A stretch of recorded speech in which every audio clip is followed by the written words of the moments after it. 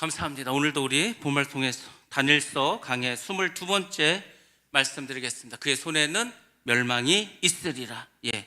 하나님 손에 있으면 우리가 은혜를 받고 축복을 받지만 인간들이 자기들의 이 힘을 가지고 살아가면 멸망할 수밖에 없습니다. 다니엘 이 11장은 너무나 역사적으로 딱 맞아 떨어졌기 때문에 많은 학자들이 이것은 예언이 아니라 혹시 나중에 쓴 것을 붙인 게 아니냐, 그게 아니고서는 어떻게 이렇게 정확하게 그 모든 왕들을 순서대로 사건까지 맞춰가면서 할 수 있냐, 이렇게 얘기를 했습니다. 근데 여러분들 다니엘서 11장은요 이미 뭐 BC 250년부터 100년 사이에 다 이루어졌고, 다니엘서 12장에 가면 아직도 이루어지지 않은 이 땅의 마지막에 대해서도 계시해주고 예언해주고 있습니다. 그러니까 이것은 나중에 후대에 누가 쓴 것이 아니고 다니엘이 하나님께서 주신 그 모든 계시를 받아서 쓴 정말 하나님 주신 말씀이라는 것을 우리가 알 수 있습니다. 그래서 여러분들 오늘도 사실 지난주에 이어서 계속 이야기가 진행되는데, 지난주에 좀 제가 이렇게 너무 사람의 이름도 많이 나오고 해서 저도 사실 조금 많이 헷갈렸을 것 같습니다. 여러분들도 헷갈렸을 텐데 일단은 그것만 생각하면 됩니다. 남한국은 애굽이고 북한국은 시리아다, 그리고 그 사이에 이스라엘이 있다, 이것만 생각하시면 되고요. 계속해서 이 북한국과 남한국이 서로 막 싸웁니다. 왜? 그 영토를 차지하려고.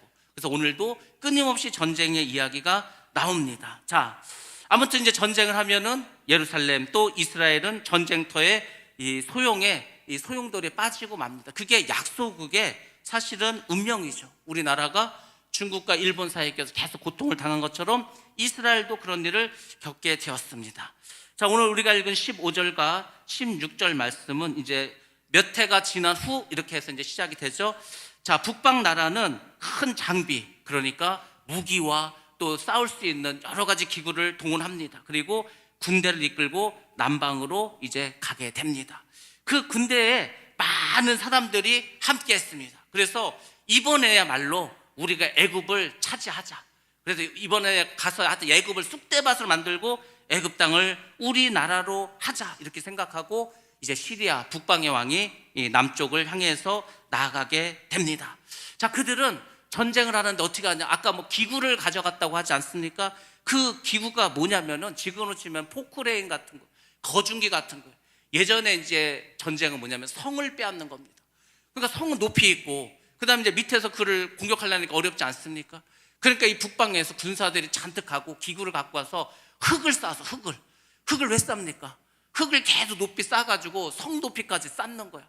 그래야 자기들도 좀 비슷한 입장에서 전쟁을 하지 않겠습니까? 이런 식으로 해서 이제 북왕국이, 북에 있는 그 왕이 이스라엘을 쳐들어왔습니다. 그리고 요새화된 성읍들을 빼앗기 시작했습니다. 그래서 드디어 이 이스라엘을 애굽의 땅에서 빼앗아서 시리아의 식민지처럼 이렇게 사용하게 되었습니다. 물론 유다 백성 중에서도 난폭한 사람들이 있었어요. 야, 이게 우리가 동네 북도 아니고 애굽에 종살이 하다가 이제는 시리아에 종살이를 하냐? 그래서 정말로 의병처럼 일어난 사람들도 있었습니다. 그래서 어쩐지 그 북왕국을 좀 막아보려고 했는데 할 수가 없죠. 그 군대를 당해낼 수가 없었습니다.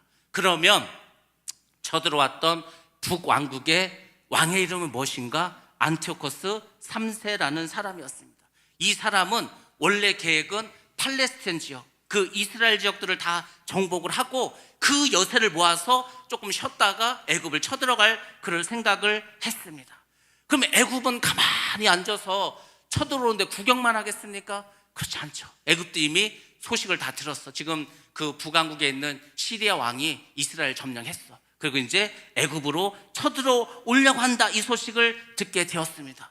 그래서 그때 애굽은 무슨 일을 했냐면은 이 당시에 드디어 어떤 제국이 하나 서서히 힘을 얻기 시작했습니다. 신흥 제국이었는데 굉장히 힘이 강해. 그 나라가 누구였습니까? 바로 로마였습니다. 그래서 애굽에서 로마에 사신을 보내는 거예요.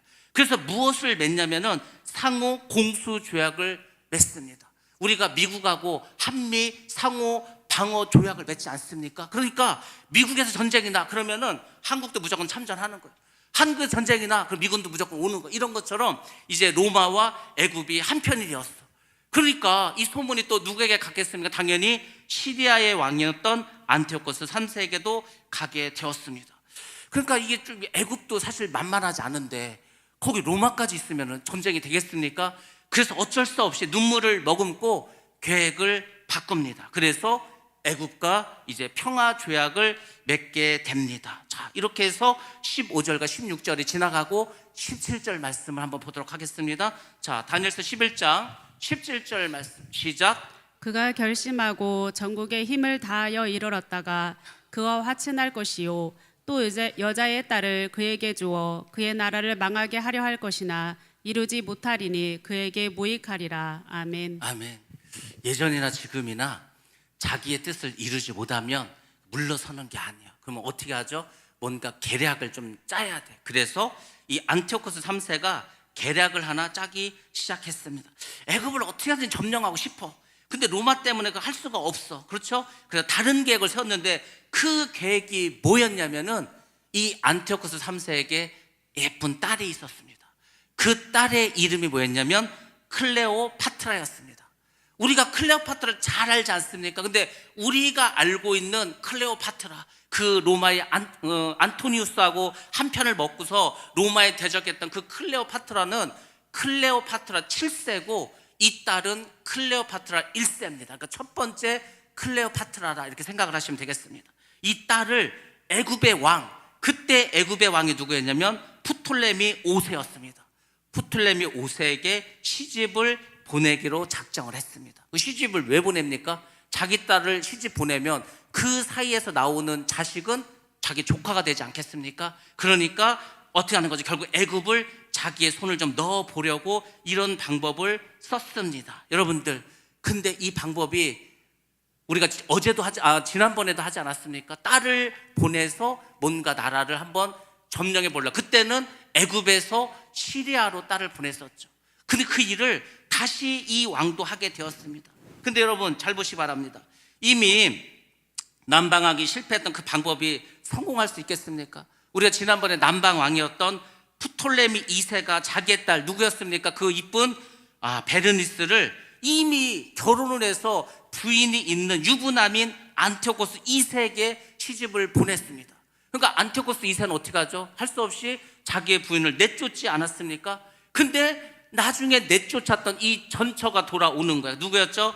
라오디스. 이 라오디스가 한이 맺혀버렸어. 그래서 어떻게 했습니까? 자기를 내쫓았던 베르니스를 죽여버리고 남편도 독살시키고 자기 아들 안티오코스 3세를 왕으로 딱 세웠죠. 어린 아들을. 그래서 권력을 잡지 않았습니까? 자, 이런 일들이 벌어지게 되었습니다. 자, 표를 한번 보여드리겠습니다. 왕도 많이 나오고 양쪽이 막 복잡하니까 자, 두 가지만 생각하면 됩니다. 먼저 남방왕이 있다고 했었죠. 그리고 북방왕이 있습니다. 왕의 이름이 양쪽으로 쭉 나오죠. 저기 보면은 이제 우리가 지금 하고 있는 왕들의 이름 쭉 나옵니다. 안티오코스 3세 그 주변을 보고 그 옆에 보면 이제 프톨레미 5세가 나오죠. 이렇게 하고 제일 밑에 가면은 클레오파트라 7세가 나오죠. 이 여자가 우리가 알고 있는 클레오파트라입니다. 그리고 북방왕에서 제일 밑에 보면 안티오코스 4세, 우리가 이제 뒤에서 계속 하겠지만 에피파네스, 가장 유명한 사람이 나오게 됩니다. 자, 이 표를 그냥 머릿속으로 그냥 기억만 해주시고 왕들이 하여튼 여러 명이 있었구나. 우리가 지금 애굽의 왕들을 다 이렇게 프톨레미라고 하지만 사실은 성경으로 보면 다 바로야. 바로 저 사람들이 다 바로 왕이라는 것을 우리가 알 수 있습니다. 자, 아무튼 이렇게 해서 딸을 시집을 보내게 되었습니다. 자, 그러면 결과가 어떻게 되었을까? 여러분들 잘 보시기 바랍니다. 클레오파트라는 여자는요, 여자였지만 야심이 만만치 않았어. 이 여자가 욕심 있는 여자였습니다. 아버지가 어쨌거나 자기를 왕에게 시집을 보냈어. 근데 어떻게 했습니까? 아버지의 뜻대로 안 됐다는 거죠. 자기도 왕이 되고 싶어. 그래서 어떻게 한지 아십니까? 이 여자가 어떻게 했냐면 자기가 결혼을 했던 그 남편 있지 않습니까? 남편의 편으로 들어가 버렸어. 그 얘기는 뭐죠? 아버지를 배신했다는 거예요. 여러분들, 우리가 딸을 뭐라고 합니까? 딸을 뭐라 그래? 도둑? 응, 그렇게 되는 거예요. 우리 고구려 시대 때 호동왕자가 있었습니다. 호동왕자가 아무리 낭낭을 쳐들어가도 이게 막 거기에는 자명고라고요. 뭐 쳐들어가면 벌써 막 북을 쳐가지고 도저히 쳐들어갈 수가 없어. 그래서 호동왕자가 누구를 꼬셨습니까? 낭낭공주를 꼬셨지. 그 낭낭동 꼬셔서 낭낭공주가 어떻게 했어? 북을 찢어버리지 않았습니까? 똑같은 거. 동서고금을 막론하고요. 딸은 시집을 가면은 아버지 편입니까? 남편 편입니까? 남편 편이 되는 거예요. 그러니까 클레오파트라도 아버지는 클레오파트를 시집 보내서 애굽을 자기 손아귀에 넣으려고 했는데 그렇게 절대 생각하지 않아요. 자기 남편을 계속 꼬시는 거예요. 우리가 이번 기회에 로마하고 확실하게 손을 잡자. 그리고 이제 손을 잡아서 어떻게 하자는 거예요? 시리아를 치자는 거예요. 이 딸이요, 자기 아버지를 치자고 계속해서 남편을 막 설득하는 것입니다. 그러니까 이게 한번 생각해 보시기 바랍니다. 로마와 동맹을 맺고 로마로 하여금 시리아를 공격하게 하는 거예요. 그래서 실제로 로마가 시리아를 공격합니다. 그래서 클레오파트라의 아버지가 아주 치명적인 타격을 받게 됩니다. 여기서 이제 우리가 한 가지 알아야 될 게 뭐냐면 이겁니다. 여러분들, 우리의 자녀가 있지 않습니까? 자녀? 근데 이제 사람들이 이렇게 생각해. 내가 못 배웠어. 그러면 자녀를요, 공부를 엄청나게 막 시키는 거예요. 왜? 내가 못 배운 한을 채우기 위해서. 내가 성공하지 못해서 그럼 자녀를 막 어릴 때부터 엄청 엄격하게 키워 성공시키려고. 내가 이루지 못한 것을 자식에게 대신 이루려고 하는. 근데 자식은요, 자식의 또 인생이 있습니다. 그러니까 자녀를 자기의 필요로 활용하지 마시고 자녀는 하나님께 맡기시고 오직 말씀으로만 키우시기 바랍니다. 뭐 자녀를 통해서 내가 뭐 어떻게 대리만족을 한다? 그렇게 부모의 마음을 시원하게 이렇게 풀어줄 자식은 하나도 없습니다. 그 자식은 자기의 인생을 살지 부모의 인생을 대신 살지 않습니다. 오늘날에는 더 심하지 않습니까? 오늘날에는요, 예전에는 가부장제도였기 때문에 아버지의 뜻이 중요했어. 아버지의 뜻이. 요즘은요, 아버지의 뜻은 아예 물어보지도 않아. 누구만 물어봅니까? 자식에게만. 야, 너 이번 주말에 우리 어디 갈까? 뭐 먹고 싶은 거 있어? 먹고 싶은 것도 애가 정하고, 놀러 가고 싶은 것도 애가 정하고, 다 애가 정합니다, 요즘은. 그렇죠? 근데 이때도 마찬가지야. 왕이 욕심을 부려서 자기가 어떻게 그것을 가져보려고 했지만 결국은 실패하고 맙니다. 그래서 여러분들, 자녀를 그냥 하나님이 주신 선물이라 생각하고 내 자녀는 하나님 거다 생각하시고 하나님이 원하시는 방법으로 잘 키울 수 있도록 도와주시기만 하면 됩니다. 그러면 가장 100점 부모가 될 줄로 믿습니다. 자, 18절과 19절 말씀도 한번 보겠습니다. 18절 19절 시작. 그 후에 그가 그의 얼굴을 바닷가로 돌려 많이 점령할 것이나 한 장군이 나타나 그의 정복을 그치게 하고 그 수치를 그에게로 돌릴 것이므로 그가 드디어 그 얼굴을 돌려 자기 땅 산성들로 향할 것이나 거쳐 넘어지고 다시는 보이지 아니하리라. 아멘. 아멘. 그 19절 마지막에 거쳐 넘어지고 다시는 보이지 아니하리라 이렇게 하지 않았습니까? 그게 안티오코스 3세의 운명입니다. 어찌 보면 참 불쌍한 사람일 수도 있죠. 안티오코스가 3세가 딸을 통해서 애굽을 어떻게 손에 넣어보려고 했는데 계획이 무산돼가지고 오히려 딸이 공격을 해갖고 어려움에 처했습니다. 그래서 안 되겠다 싶어가지고 이 사람이 눈을 돌렸어. 애굽인데 안 되겠다 싶어서 소아시아, 그러니까 오늘 터키 쪽이죠. 그 지중해를 건너서 그 소아시아 주변에 있는 섬들을 공격하기 시작했습니다. 야, 애굽을 못 먹을 거면 섬이라도 좀 몇 개 얻어보자. 그래서 소아시아에 있는 여러 중요한 도시들을 점령하기 시작했습니다. 그게 BC 197년이었습니다. 그러다가 5년 후에는 그리스 본토 헬라까지도 침략을 합니다. 그게 BC 192년이었습니다. 그리고 드디어 BC 190년에서 이 마그네시아라고 하는 도시가 있는데 여기에서 로마군과 전쟁을 해갖고 대패를 하고 맙니다. 이때 로마에 엄청나게 유명한 장군이 있었는데 바로 코넬리우스 스키피오라는 장수가 있었습니다. 게임이 안 되는 거예요. 이게요, 로마의 군인들은 뭐 상상도 그동안 만나보지도 못했던 강력한 군대가 로마 군대였어.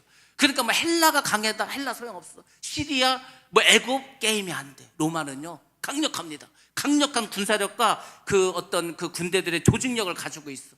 그 로마가 가지고 있는 창이라든지 검이라든지 이게요 다른 나라하고는 게임이 안 되는 거야. 그래서 결국은 대패를 하고 맙니다. 전쟁에 졌으니까 어떻게 됩니까? 이제 조약을 맺어야 되겠죠. 근데 그 조약이 아주 굴욕적인 조약을 맺게 됩니다. 전쟁을 했는데 전쟁에서 졌어. 그러면 패전국은요, 그 모든 전쟁 보상금을 물어내야 되는 거예요. 그리고 이제 거기다가 그 승전국이 원하는 대로 뭘 줘야 돼. 안 그러면 또 맞을 수밖에 없으니까. 자, 표를 한번 보여드리도록 하겠습니다. 지도가 있는데 우리가 지난번에 보여준 지도 다시 한번 보여드리고 있죠. 그 셀로코스 왕조가 바로 시리아라고 보면 되죠. 북방왕, 그리고 남방왕 프톨레미 왕조, 이집트, 이렇게 보시면 되겠고, 가운데 네모난 쪽이 이스라엘입니다. 그렇게 해서 이제 150년 동안 5차, 6차 계속 전쟁을 벌이게 되고, 그때마다 이스라엘은 고통을 당했습니다. 다음 지도를 보시면은 이제 이 안티오코스 3세가 그 주변에 소아시아에 가갖고 선 몇 개 이렇게 점령한 부분이 좀 나와 있습니다. 좀 지도가 작긴 하지만은, 그래서 어쨌거나 영토를 조금이라도 이렇게 넓혀 갔는데 이 로마의 장군 코넬리우스 스키피오에 의해서 대패를 당하고 엄청나게 굴욕적인 조약을 맺습니다. 자, 그러면은 어떤 조약을 맺었을까? 조약의 내용에 대해서 말씀을 드리도록 하겠습니다. 첫 번째는 뭐냐면 그가 정복한 땅을 로마에게 이양하라는 거예요.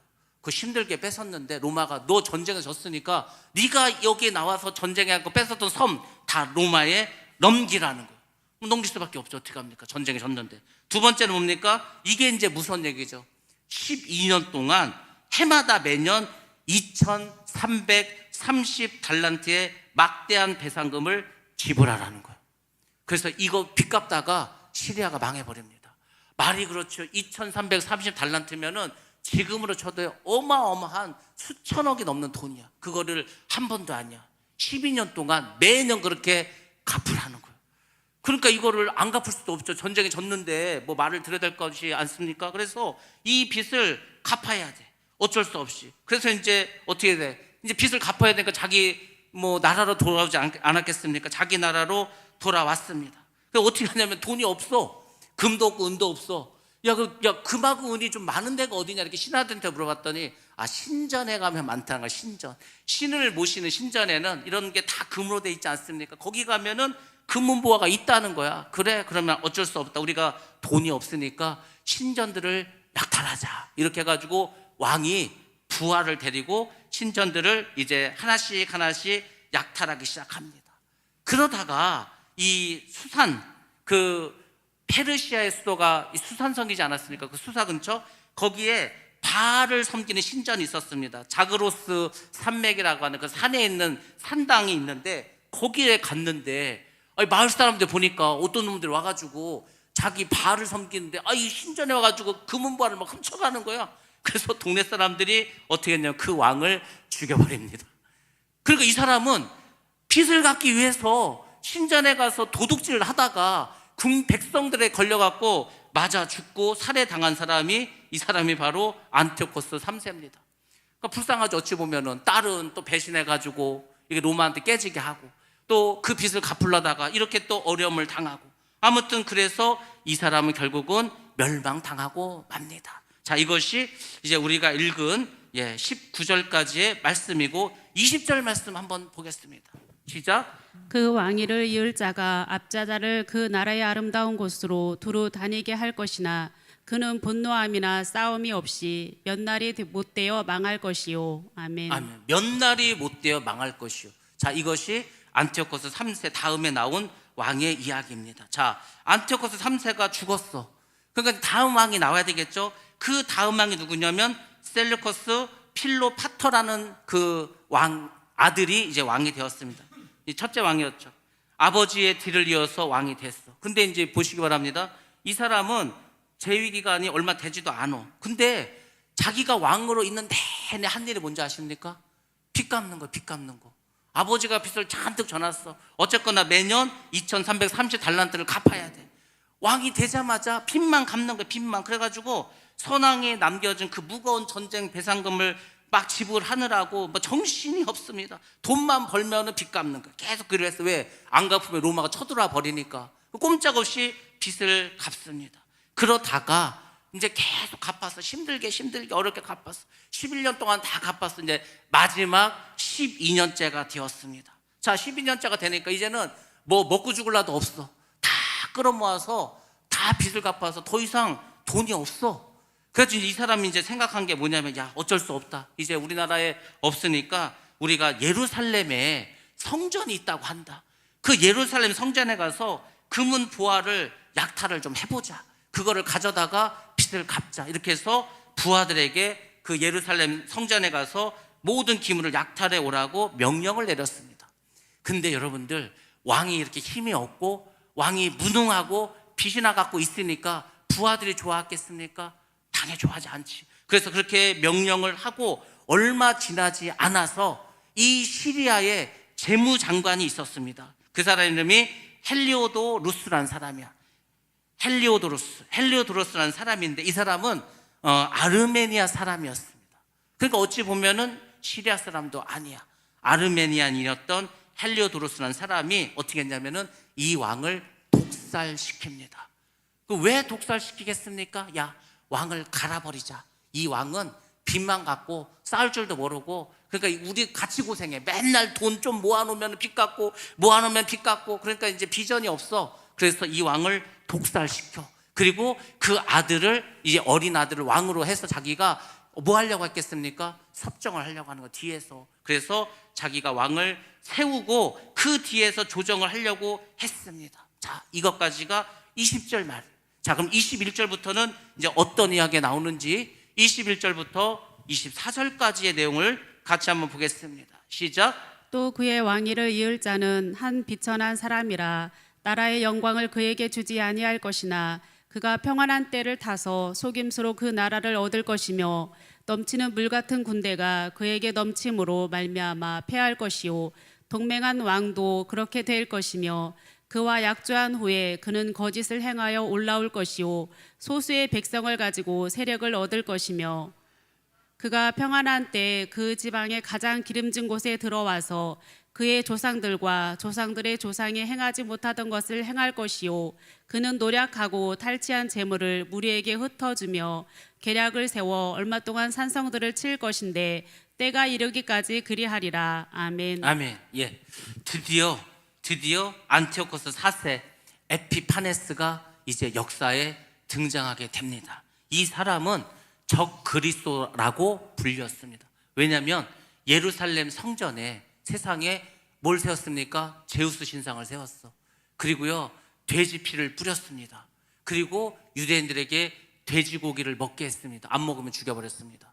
그리고 이 사람들은 꼭 언제 와서 전쟁을 일으키냐면 안식일 날 와서 전쟁을 자꾸 벌여. 전투를 벌여. 유대인들은요, 안식일은 전쟁을 할 수가 없어. 다 죽는 거야. 그래서 정말 고통당한 게 바로 이 안티오코스 4세 에피파네스였습니다. 그래서 이 사람이 적그리스도, 앞으로 정말 마지막 시대에 나올, 그래서 이스라엘 성전 제3성전에서 자기를 하나님이라고 숭배하라고 했던 그 적그리스도의 모형이 바로 이 사람이다 할 정도로 아주 잔인하고 악독한 사람이었습니다. 이 사람이 드디어 역사에 등장을 했습니다. 이 사람은 비천한 사람이라고 합니다. 왕이 될 만한 그런 명성도 전혀 없는 사람이었어요. 왜냐하면 이 사람은요, 성격상 아주 비열하고 야비한 사람이었습니다.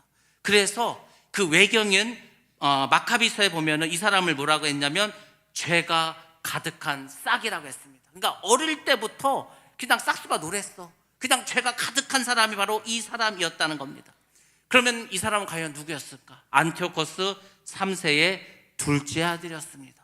첫 번째 아들은 우리 방금 앞에서 보지 않았어요? 빚만 갚다가 예루살렘에 가가지고 그거 좀 훔쳐오라고 했다가 그냥 독살당한, 그게 이제 형이고, 이 사람은 둘째 아들입니다. 그러면 이 당시에도 왕위를 형제 세습이 아니라 부자 세습이었기 때문에 당연히 형의 아들이 왕이 돼야 돼.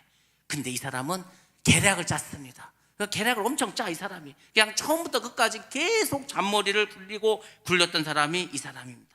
이 사람이 이제 어떤 사람이었냐면, 우리가 아까 아버지가 로마에 전쟁을 해서 지지 않았습니까? 그래서 이 코넬리우스 스키피오 때 졌을 때 이 둘째 아들이 로마에 뭐로 갔습니까? 인질로 잡혀갔어. 우리나라가 병자호란을 말해가지고 열심히 싸우다가 졌지 않았습니까? 그래서 어떻게 했습니까? 끌려갔지. 누가 끌려갔습니까? 그때 소현세자가 끌려갔죠. 끌려가가지고 그냥 그 인질로 잡혀있는 거예요. 그러니까 이제 청나라 입장에서는 조선이 말을 안 들어? 그럼 죽여버리는 거예요. 이 세자를 죽여버리면 뭐 어떻게 합니까? 큰일 나지. 꼼짝을 못하는 거죠. 그래서 그나마 좀 로마는 양심이 있어서 첫째 아들은 너 왕해야 되니까 너는 놔두고 둘째 아들을 보내라고 했어요. 그 둘째 아들이 안티오코스 4세 에피파네스였습니다.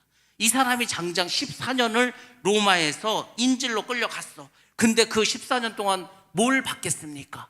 그 로마라는 거 보통 나라에 전 세계를 지배하는 대제국인데, 그러니까요 끊임없이 배신과 또 무슨 뭐 누가 또 누굴 죽이고 해가지고 그런 모든 권력에 관한 모든 것을 다 보고 배웠어. 그냥 옆에서 야, 이 권력이라는 게 이런 거구나. 아, 이렇게 사기를 치면 되겠구나. 이렇게 뒤통수를 치면 되겠구나. 여기서 이제 완전히 14년 동안 로마에서 배운 것은 권력에 관한 속성을 배웠습니다. 그것을 배우고 돌아오게 되었습니다. 이제 자기 나라로 돌아오는데 돌아오는 길에 자기 형이 살해당했다는 소식을 듣게 됩니다. 그리고 그 자리를 아까 말씀드렸었죠. 아르메니아인이었던 헬리오도루스가 섭정하려고 한다는 그 소식을 듣게 되었어. 그래서 빨리 시리아로 돌아옵니다. 그리고 이 헬리오도루스를 물리치고 역시 정치적인 관계를 통해서 어떻게 되냐, 조카 대신 자기가 왕이 됩니다. 어떻게 왕이 되냐면 이렇게 왕이 되는 거예요. 조카한테 가서 야, 너는 나 대신 이제 로마에 가서 네가 이제 인질이 되라. 내가 이제 왕을 할게. 그리고 나중에 시간이 지나면 내가 다시 인질로 가고 너는 돌아와서 왕을 해라. 뭐 이런 식으로 꼬셨죠. 거짓말을 했죠. 그러니까 이 사람은 그냥 거짓말이 입에 밴 사람이야. 그 누가 됐던 간에. 그래서 왕이 돼야 될 조카를 로마에 인질로 보내고 자기가 이제 왕이 되었다는 겁니다. 그러니까 왕이 되는 거 자체도 이 사람 정당성이 없어. 근데 어쨌거나 그 계략을 통해서 왕이 되었습니다. 자, 그 다음에 이 에피파네스는 헬리오도루스를 따랐던 군대 역시 그걸 쳐버렸죠. 그리고 이 당시에 그 이스라엘도 조금 뭔가 조짐이 있었어. 왜냐하면 맨날 전쟁을 하는 거야. 근데 이제 대제사장도요 2표로 갈렸습니다. 어떻게 갈렸냐면 야, 우리가 아무리 힘들어도 그래도 하나님 믿고 우리에게 주신 모세의 율법을 따라서 우리가 행해야 되지 않겠냐, 이런 대제사장 파가 있었고, 야, 이미 세상이 이제 헬라 시대가 되었다. 그러니까 우리도 제우스 신도 좀 받아들이고 우리가 조금 뭐 헬라화 돼야 되지 않겠냐 해서 대제사장들끼리도 이제 어떻게 했습니까? 점점 이제 양극화되기 시작했어. 그래서 이 사람이 에피파네스가 어떻게 했냐면 예루살렘에 들어와서 대제사장을 어떻게 합니까? 현재 있는 대제사장은 히브리파야. 그 사람을 몰아내고 야손이라고 하는 그의 동생을 대제사장으로 삼았습니다. 그 사람이 누구냐면은 오니아스 3세라는 사람이에요. 그 어떻게 대제사장을 시켜줬냐면 뇌물을 받고 그게 대제사장을 시켰어요. 그러니까 이때부터 성직매매가 이루어진 거예요. 그래서요 가가지고 어쨌건 돈을 받고서 대제사장을 바꿨어. 근데 더 문제는 뭐냐면 나중에 3년 후에는 이 사람도, 이 야손도 내칩니다. 또 다른 사람을 대제사장으로 세워 역시 돈을 받습니다. 근데 그때는 아주 큰 하나님 볼 때 잘못을 저질러. 왜냐하면은 원래 제사장은 무슨 지파만 할 수 있습니까? 예? 레위 지파만 할 수 있는 거 아니에요? 그래도 이스라엘이 레위 지파가 끊이지 않고 대제사장을 했는데 세상에 이 사람이 와가지고 자기 멋대로 레위 지파도 아닌 다른 지파의 사람을 돈을 받고 대제사장으로 삼았어. 그러니까 정말 적그리스도다운 짓을 막 하지 않았습니까? 그래도 꼼짝을 할 수가 없는 거예요. 이 사람이 뭐 지금 완전히 어떻게 합니까? 다 이 나라를 잡고 있기 때문에. 그래서 이스라엘 사람들이 꼼짝 못하고 끌려갈 수밖에 없었습니다. 아무튼 안티오코스 4세 에피파네스는 거짓에 능했고 겉으로는 항상 평화를 말하면서, 그래서 사람이 안심하면 반드시 뒤에서 뒤통수를 때리고 약속을 어기고 그리고 어떻게 합니까? 야비한 짓을 하는 사람이었습니다. 자, 이제 그 대표적인 이야기들이 나오는데 그게 뭐냐면 애국과의 평화 조약을 체결하게 됩니다. 이때 애굽의 왕은 그 클레오파트라가 자기 누나이지 않습니까? 그 누나가 아들을 낳았어. 그게 누구냐면 프톨레미 6세였습니다. 자기 조카하고 평화 조약을 맺는 거야.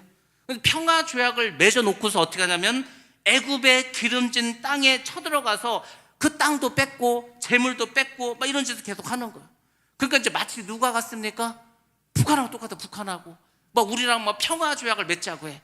그래서 막 겉으로는 막 뭐 평화스럽게 해. 그 다음에 이제 어떻게 합니까? 뭐 연평도로 대포도 쏘고 미사일도 쏘고 많은 거야. 그런 식으로 앞에서는 평화 조약을 맺고 뒤에서는 공격하는 이런 야비한 짓을 계속했던 사람이 바로 에피파네스라는 사람이었습니다. 그리고 그렇게 해서 이제 뺏어온 노량물이 있어. 그걸 어떻게 하는지 아십니까? 자기 친구와 군대 장군들에게 나누어 줍니다. 왜? 돈을 줘야 말을 들을 거 아니야? 그래서 돈으로 이제 부하들을 이제 매수하고 자기의 세력을 계속해서 견고하게 이루어 갑니다. 그게 24절 말씀입니다. 그러니까 이 에피파네스는 겉으로는 웃음을 웃고 있지만 속으로는 계속 비수를 갖고 있다가 찔러버리는 거. 이게 우리가 이제 그 삼국지에 보면은 계속해서 그런 일이 벌어지고 있지 않습니까? 그러니까 야, 이 중국 사람들이 감기가 심하다 하는데 중국만 그런 게 아닙니다. 유럽도 마찬가지예요. 그 90년대, 2000년대, 2006년인가 뭐 하여튼 그 무렵에 나왔던 유명한 영화 중에 뭐가 있었죠? 브레이크 하트라는 영화가 있었습니다. 멜 깁슨 나오고 소피 마르소가 나온 영화. 그게 이제 내용이 뭐냐면 그 당시에 영국에 잉글랜드 왕이 이 스코틀랜드를 점령하고 있었어. 그래서 이제 스코틀랜드에서 어떤 장수가 나와가지고 우리가 독립을 하자는 거야. 그래서 독립을 하니까 막 귀족들한테 가서 우리가 힘들지만 힘을 모아서 싸우면 이길 수 있다 계속 독려를 해. 그리고 이제 그 당시에 그 스코틀랜드에 왕이 있었어. 물론 힘은 별로 없었죠. 그 왕에게 가가지고 우리가 힘을 모아서 싸우자고 막 싸우자고 해. 근데 왕이 배신을 해. 왕이 안 싸워버렸어. 그래서요 지금합니다. 그래서 이제 떠났어. 나중에 다시 돌아왔어. 다시 돌아와서 또 이제 왕에게 가는 거야. 그 왕이 그러는 거야. 미안하다고. 내 저번에는 내가 실수했다고. 이번엔 내가 정말 너를 돕겠다고. 그래서 우리가 독립을 하자고. 막 그렇게 해서 정말로 이제 전쟁을 벌여. 근데 전투를 벌이다가요 또 배신을 당해. 이번에는 어떻게 됐냐면은 그 왕의 아버지가 있어. 전임 왕이었죠. 전임 왕이 문둥병에 걸려서 왕위에서 떠났어. 근데 죽진 않았어. 이 전임 왕이 그 귀족들을 불러서 그러는 거야. 야, 우리가 잉글랜드를 어떻게 싸워 이기냐. 니네 몰살당해. 그러니까 그냥 저놈 혼자 죽게 내비두고 다 전쟁터에서 전투가 한잔 벌어지면 다 도망가 버리라고 합니다. 그래서 결국은 멜 깁슨이 붙잡혀 버렸어. 죽임을 당하죠.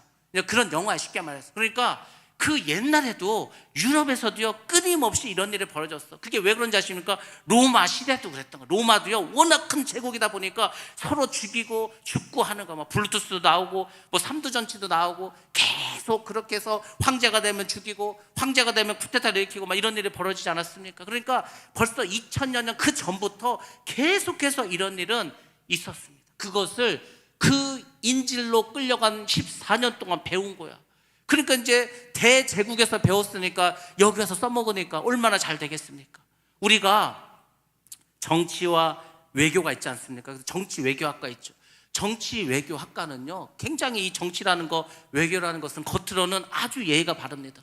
아마 우리나라 공무원 중에서 가장 예절 바른 사람이라면은 외교관들일 겁니다. 외교관들은요 굉장히 예절이 밝습니다.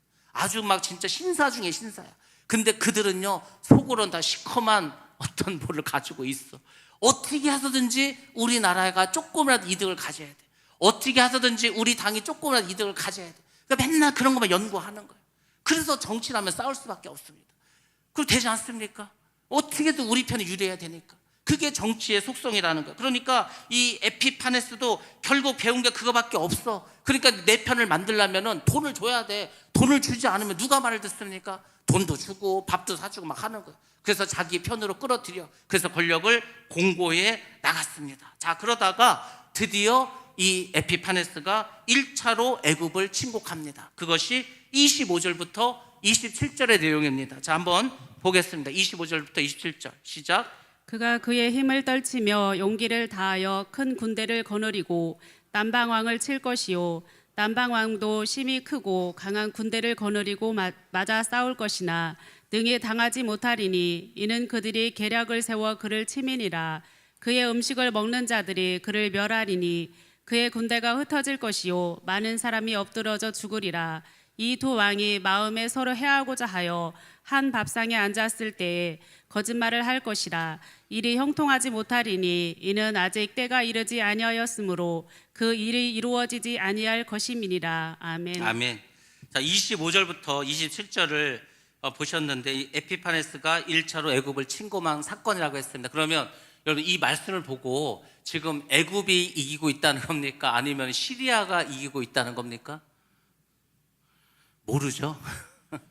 아무 생각이 없어. 도대체 누가 이기고 있다는 건지. 그러니까 이거를 해석을 해줘야 돼. 잘 보시기 바랍니다. 안티오코스 4세가 군대를 이끌고 애굽을 침공하게 되었습니다. 큰 군대를 일으켰습니다. 많은 군사를 이끌고 이제 갔습니다. 그러니까 이제 남쪽 왕도 어떻게 합니까? 자기 외삼촌이 쳐들어와. 그러니까 어떻게 하죠? 막아야 되겠죠. 그래서 많은 군사를 세우고 강한 군대를 일으켜서 이제 맞서서 싸웁니다. 근데 졌어. 애굽이 지게 되었습니다. 그래서 결국 이 프톨레미 6세 이 사람이 포로로 붙잡히게 됩니다. 외삼촌한테 포로로 붙잡히게 되었습니다. 자, 그럼 여러분들 잘 한번 생각해 보시기 바랍니다. 나름 이 애굽은 강대국인데 어떻게 강대국의 왕이 적에게 생포를 당할 수가 있을까? 이걸 잘 생각하셔야 됩니다. 여러분들, 적은 멀리 있지 않습니다. 적은 항상 가까이에 있습니다.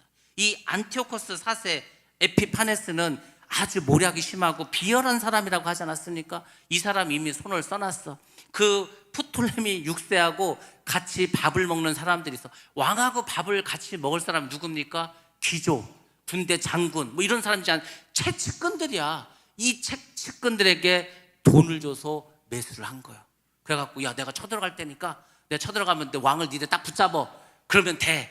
그래가지고요, 왕이 꼼짝 못하고 붙잡히고 말았다는 겁니다. 이런 식으로 이 사람은 어떤 모략과 비열한 방법을 통해서 전쟁에 승리해. 그래가지고 아무튼 이제 왕을 붙잡았습니다. 그리고 어떻게 했죠? 자기 나라로 데려갔지. 데려가서 어쨌거나 포로지만 왕이고 또 조카니까 같이 이제 밥을 먹어.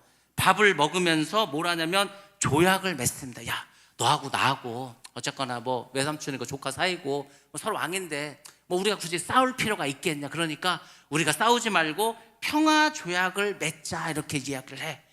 그럼 여러분 여기서 잘 생각해 보시기 바랍니다. 그럼 애굽은 왕이 지금 포로로 끌려갔어. 그러면 애굽의 귀족이나 애굽의 국민들은 그 왕이 돌아오기를 기다리겠습니까? 새로운 왕을 세우겠습니까? 새로운 왕을 세우지. 뭐 그 끌려간 왕을 뭐 기다리겠습니까? 그래서 새로운 왕을 세웁니다. 프톨레미 8세를 세우는 거. 이 프톨레미 6세의 동생입니다. 자, 그러면은 왜 이 안티오코스 4세는 굳이 이렇게 데려가 가가지고 두 왕이 애굽에서 나오게 했을까? 애굽의 힘을 반쪽으로 만들려고 한 거겠죠. 그래서 이 프톨레미 6세는 멤피스를 중심으로 해서 나라를 이제 세우게 하고, 그리고 프톨레미 8세는 알렉산드리아를 중심으로 해서, 그러니까 이 나라를 반으로 자르는 거예요. 반으로 자르면은요, 힘이 약화됩니다. 힘이 약화되면은 언제든지 공격하기 쉬운 거 아니야? 그게 전략이었어. 그래서 애굽을 슬그머니 분열시킨 거야. 이 정도로 이 사람이 비열한 사람입니다. 여러분들, 우리나라가 지금 남북이 분단되어 있죠. 여러분들, 왜 우리나라가 남북이 분단되었다고 생각하십니까? 여러 가지 이유가 있어. 많은 이유가 있어. 근데 그 중에서 아주 중요한 게 뭔지 아십니까? 남한하고 북한이 합쳐지잖아요. 인구가 7천만이 넘습니다. 그러니까 영국이나 프랑스, 독일보다 내 인구가 많아져. 물론 북한이 못 사니까 당장 우리하고 북한하고 이게 통일이 되면은 우리나라의 뭐 GNP나 이런 게 많이 떨어지겠죠. 근데 얼마 가지 않아서 바로 회복합니다. 우리나라는 그냥 세계 5위권으로 들어갈 수 있습니다. 왜냐하면 북한에 노동력이 있잖아. 우린 자본도 있고 기술도 있잖아. 그러면은 우리나라에 들어왔는 동남아 사람들 다 내보내고 북한 사람 일 시키면 돼. 북한 사람은요, 말도 통해. 한국 사람이니까 말도 잘해. 그 열심히 해. 그렇지 않겠습니까? 그래서 우리나라가 막강해져. 근데 또 북한에는 뭐가 있습니까? 핵도 있어.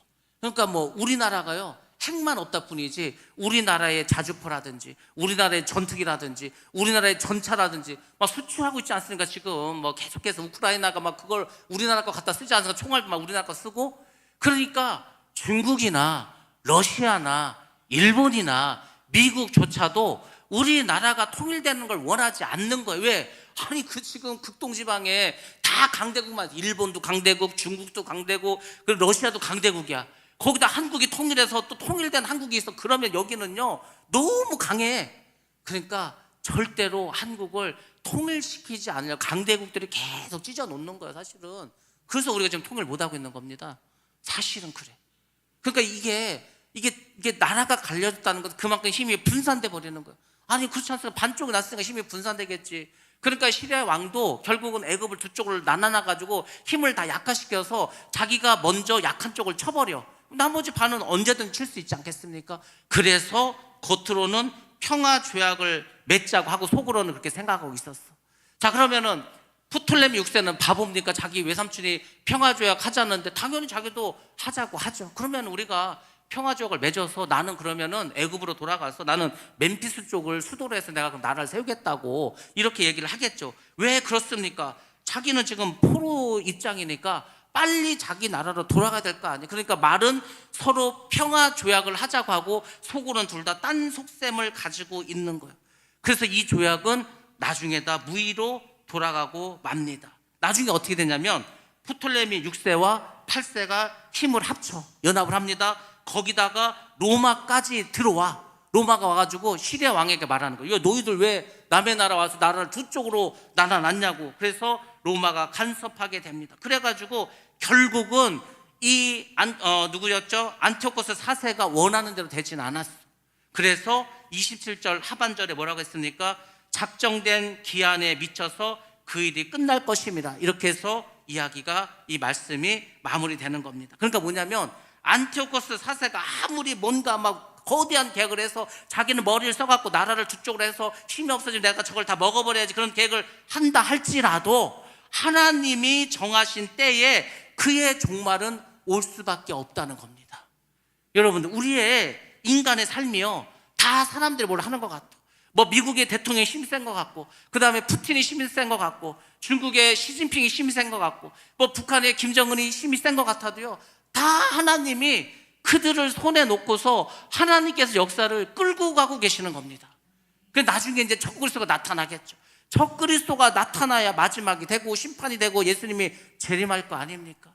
그러니까 우리의 역사는, 인간의 역사는 결국 글로 가는 거예요. 우리가 다니엘서를 하면서 제일 먼저 많이 나온 얘기가 뭐라고 했습니까? 나라라고 했으니까 나라. 그 신상을 본 것도 뭡니까? 결국은 바벨론이라는 나라가 나오고, 메데 바사가 나오고, 헬라가 나오고, 로마가 나오고, 밑으로 내려가서 이제 뭐 10개 뭐 발가락이 나오고 해가지고 열왕국이 나오고, 그게 결국은 다 뭐라고 했습니까? 인간이 만든 나라야. 근데 인간이 만든 나라는 전부 다 망한다는 거죠. 왜? 돌이 떠서 무너뜨려 버리니까. 그 뜬 돌이 예수 그리스도라고 했습니다. 예수님께서 이 땅에 와서 인간이 만든 이 나라를 다 멸망시키고 새로운 나라를 세우겠다는 거예요. 나라 얘기하는 거라고 하잖아요. 나라 얘기. 지금 이게 전부 다 북왕국, 남왕국, 나라 얘기하고 있어요. 나라. 이 나라들, 인간들은 계속 싸운다. 뭐 이 5차, 6차 서로 막 시기하고 질투하고 땅을 뺏으려고 하고 욕심을 부리고 복수한다고 싸우고. 인류 역사는 전쟁 역사야. 전쟁을 해. 계속 하다가 마지막 때 큰 전쟁이 벌어지죠. 3차 세계대전, 핵전쟁이 일어나고 지구는 그냥 끝나는 거예요.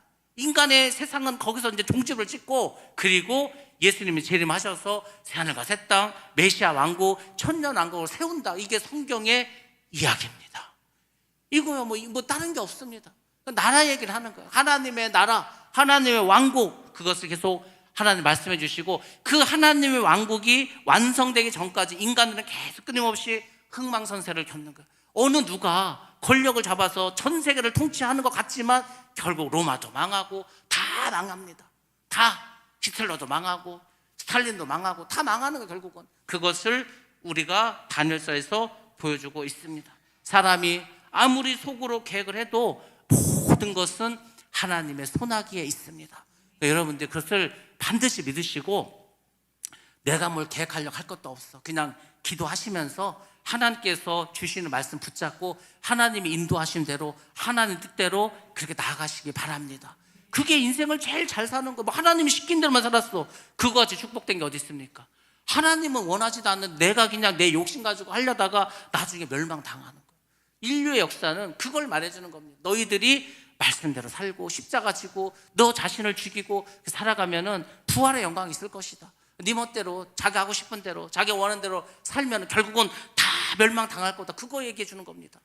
성경은, 인간의 역사는. 여러분들, 우리가 이 다니엘서 11장을 쭉 하고 이제 12장이 되면은 정말 이 마지막 때, 아직까지 이루어지지 않은 마지막 때도 계속 예언을 가지고 계시의 말씀을 보여줍니다. 여러분들이 한 가지 기억할 것은 우리는 다 하나님 안에 있어야 됩니다. 그리고 하나님이 인도하시는 그 진리의 길, 생명의 길, 천국으로 가는 길을 여러분들이 묵묵히 가셔야 됩니다.